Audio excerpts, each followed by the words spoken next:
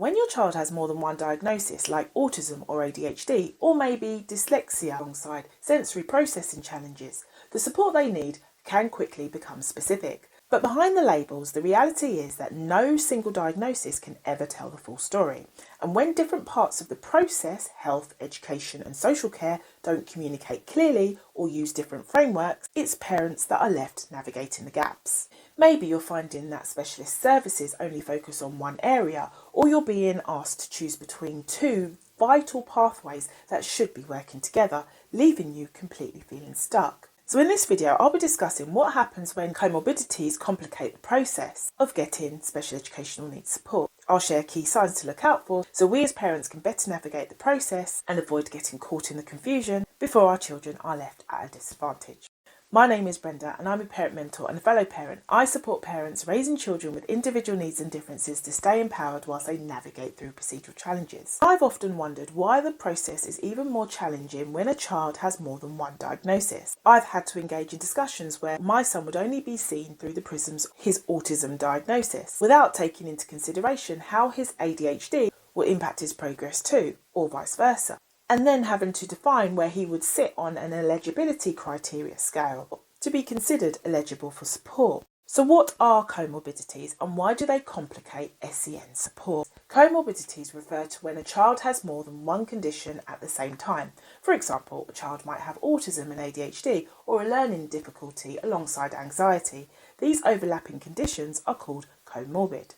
And where it can become complicated is where each condition may affect a child in different ways and require different types of support, as what helps one condition may not help another, or even make things worse. So this means support that a child will benefit from accessing is more personalised and carefully balanced. And this often involves working with different specialists like educational psychologists, speech therapists, or mental wellbeing practitioners, which can make the process more complex and time-consuming. And this is why having an awareness of these complexities is so important, as it helps us parents better understand and navigate the SEN process.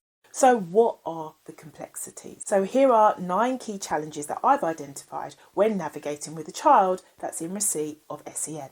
And the first thing is fragmented pathways and processes. Comorbidities often require multiple referrals. Services tend to operate in isolation. For example, ADHD might be assessed in one place, while autism is handled in another. This can leave parents having to restart the process for each individual condition, which is both time-consuming and emotionally draining. And in my experience, assessment pathways also vary significantly between the different regions, as there seems to be no consistent or unified developmental pathway in place. And if your child doesn't tick the box for one diagnosis, they may be excluded from others, forcing us parents to begin the process again from scratch. Another complexity that may hinder progress is the long and unpredictable waiting times. National waiting times are growing due to the increasing demand and limited resources, and as parents we may find ourselves waiting months or even years between referrals, assessments and diagnosis. And in my experience, a transfer of care between services can reset the timeline entirely, unless specific protocols are in place to prevent this. And the most frustrating part is that you can be waiting months and find ourselves being in the completely wrong queue all along and having to start again. And another complexity that we may come across is a lack of integration between services. Health, education and social care may not coordinate well, which doesn't benefit a child with complex overlapping needs, which makes them vulnerable to fall through the cracks. And this often pushes us as parents to play the role of a project manager for our child's care.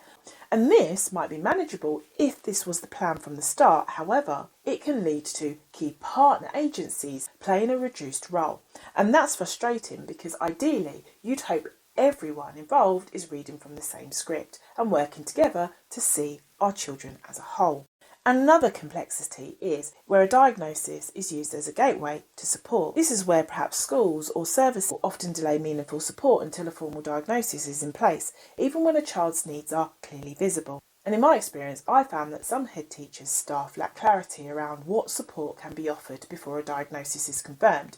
And this has left me at times feeling confused, especially when there is an expectation that support should be based on a child's needs, not just a piece of paper.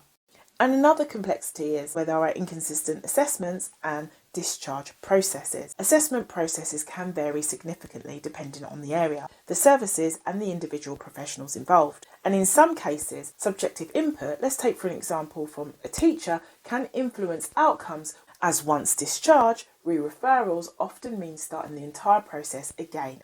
We're then left grappling the uncertain questions like, if my child doesn't show their traits in clinic or at school, does that mean that their traits do not exist?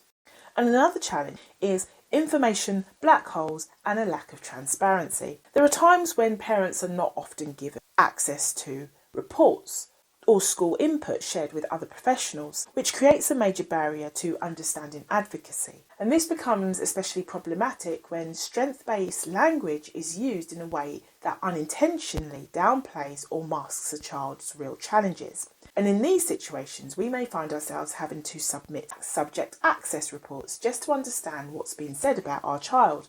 But the issue runs deeper. How can we challenge or correct information if we're not even allowed to see it? And another challenge is the emotional and admin toll. As many of us knows, it can all build up. The overwhelm, the lack of clear information and the constant friction against limitations. We find ourselves becoming experts, advocates and coordinators, all while trying to manage everyday family life.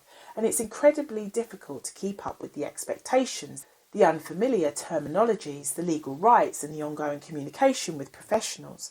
We're not just tired, we're exhausted from having to prove our child's needs time and time and again.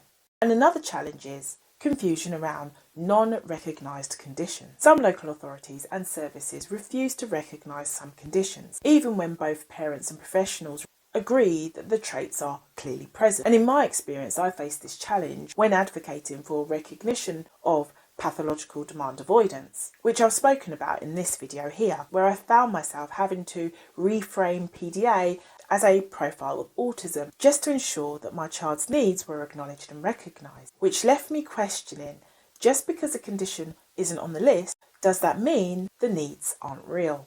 And there's also this challenge, the challenge where assessment tools can miss the nuance. This is where screening, questionnaires and QB tests have their place when seeking a diagnosis, but they can be limited, especially for a child who masks or presents differently across environments, where a child may be quieter or often fly under the radar. And too often, assessments feel overly clinical or disconnected from the reality of day-to-day life.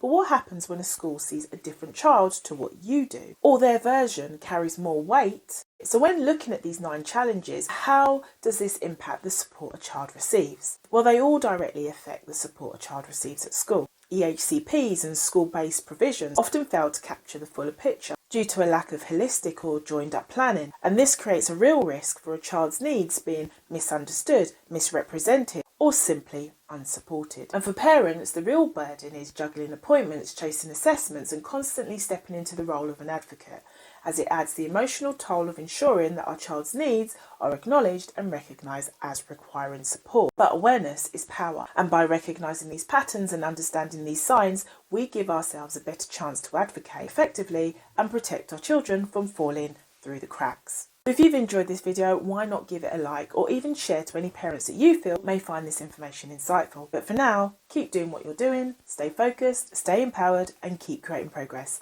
Thank you for listening.